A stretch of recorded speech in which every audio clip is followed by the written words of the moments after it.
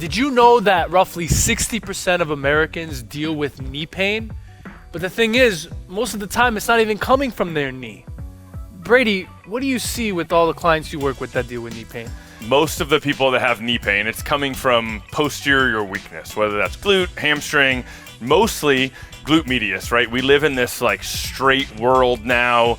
We maybe rotate here and there to do an exercise, but we almost never walk side to side. So super simple exercises like putting a band on, doing some clamshells, stuff like that, but also like making that more functional, because I think that's the part where people leave off, and this bridge between like therapy exercises and functionality needs to be crossed in order to prevent knee pain long term. So getting that clamshell, that glute medius to activate during the squat, during the heavy squat, or even like when we're walking downstairs and stuff like that. So I think for me, at least what I see in general population with the clients I work with, it's coming mostly from glute weakness. What do you think? Yeah, glutes, if you have glute weakness or it's not working, the knee's gonna collapse in because it's not being pulled out.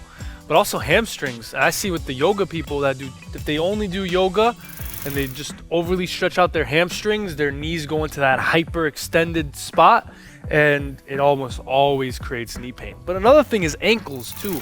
With the knee and the elbow too, they're relatively simple joints. The knee's a little more complex than the elbow, but it's just mostly a hinge joint. A little bit of rotation goes on, but it's mostly just open, close.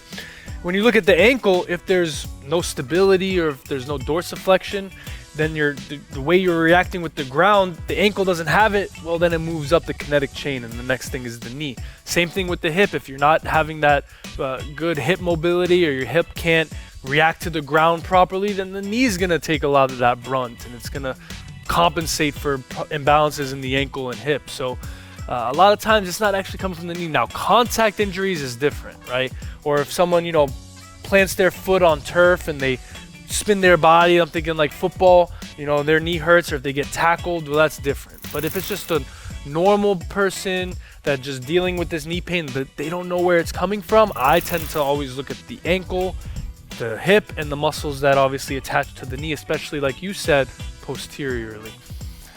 Yeah, and I think it's funny, like knees are one of those things that, like, I don't know, I just think of like my uncle is like, oh, I got a bad knee, right? And it's just like, it's something he's like never really dealt with, and it's just like, oh, he just has kind of like written this thing off, like, oh, I got a bad knee, it's just bad, it's just like, might as well put me down. And like, for him, or for the person I'm thinking about, you might have someone coming to mind too, but it's an overuse kind of thing, and in my opinion, we were talking about this before, it's not too many squats or too many whatever, it's too many bad squats, right? So like proper movement mechanics should prevent that. So I kind of think about the knee as like a brake pad kind of, and like if your alignment's off, your brake pad or your tires are gonna start wearing funny, and then you need new brake pads. So if you can keep your alignment right and you keep up on all of that routine maintenance, then your brake pad should last a little bit longer. So that's kind of like the analogy I try to talk to clients and stuff about that might make sense to them, help it hit home. So yeah. And there are a lot of exercises that you can do at home, you can do at the gym, that can also help bulletproof your knees as well. So let's go through some of those just give people the tools. All right, so the first exercise, we're gonna show you a simple glute bridge, right? So you're laying on the ground, maybe you're even laying in your living room, right? You don't need any equipment. So a couple different ways to do it. And we talked about, or at least I talked about, glute weakness causing knee pain. So feet are flat. The closer your heels are to your hips, the more glutes you're gonna get. So Zach's gonna get his heels nice and close, and then all you're doing is driving through the heels, hips go up, good squeeze at the top, make sure those knees don't cave in, right? We drive those knees out because we're trying to get glute medius, right? That smaller glute muscle underneath that big fat glute muscle. So again, driving up, controlled on the way down.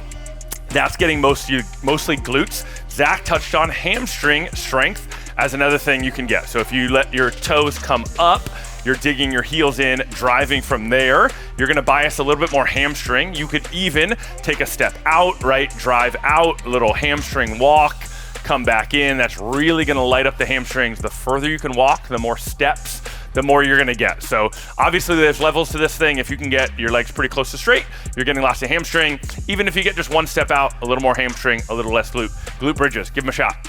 Bulgarian split squat. Many of you might hate this exercise, but it's one of those exercises that you love to hate. Really amazing at building the legs, building strength, but also when you do it right, it can build resilience of your knees. So you need a bench, or you need a chair, you need something behind you to prop that back leg up. And then, depending on your foot placement, you can determine if you want more glute activation or more quad.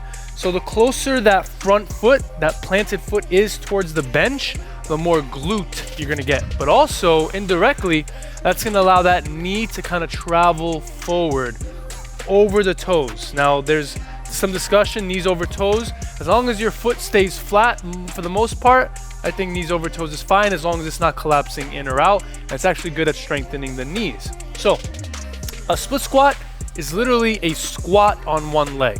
So, go ahead and place that leg back, come down, and then up. As you can see, that front knee go down again.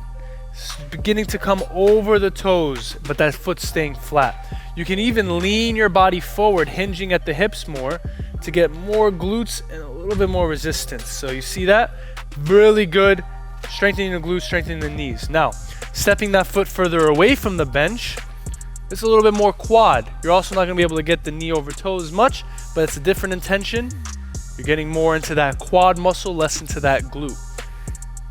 Obviously, you can do this with weight. Make sure you have the balance. Don't let your eyes wander. Bulgarian split squats, one of the best exercises for your legs if you can stomach it. Step ups, very functional exercise. I mean, how many times do you have to go upstairs? This is gonna train you to do that. Also help your knees indirectly, strengthening your glutes, as Coach Brady said. Glute weakness, big indicator for knee pain. So grab a bench, grab something that you can step on. They actually have boxes and stuff at gyms for this, and it's very simple. You just come up, shift weight forward, and then land slowly. A lot of people jump down. You don't need to do that. That's not necessary. Come up, and then gently come down. Good. If you want to make it a little harder, you do the same thing, but you drive that knee up as well. So you come up, drive the knee up, and then gently step back. Very simple exercise, but you get a lot of bang for your buck with this. Helps protect the knees, strengthen the posterior chain. Step ups are great. Single leg deadlifts. Now, we touched on the importance of your ankles and your ankle mobility and strength in terms of knee pain. This is gonna help to show you whether your ankles need this work. Simple exercise, but it can be tough. So, one foot stays planted, the other foot kind of kickstands behind you to start. Look straight down, don't let your eyes wander away. You're gonna hinge at the hips, see hinging. See if you can go as far as you can, maybe tap the foot, and then come up, explode with that glute. Good, inhale down, keep the back straight, so round the back, round your back shoulder. Don't do this, keep your back straight, it's all coming from the hips. Explode up, squeeze that glute, good. One more, slight bend in this knee. You see how it's not completely straight? Pause, find that stability, and then you can obviously add weight to this. You can have dumbbells, a kettlebell, a barbell, doesn't matter.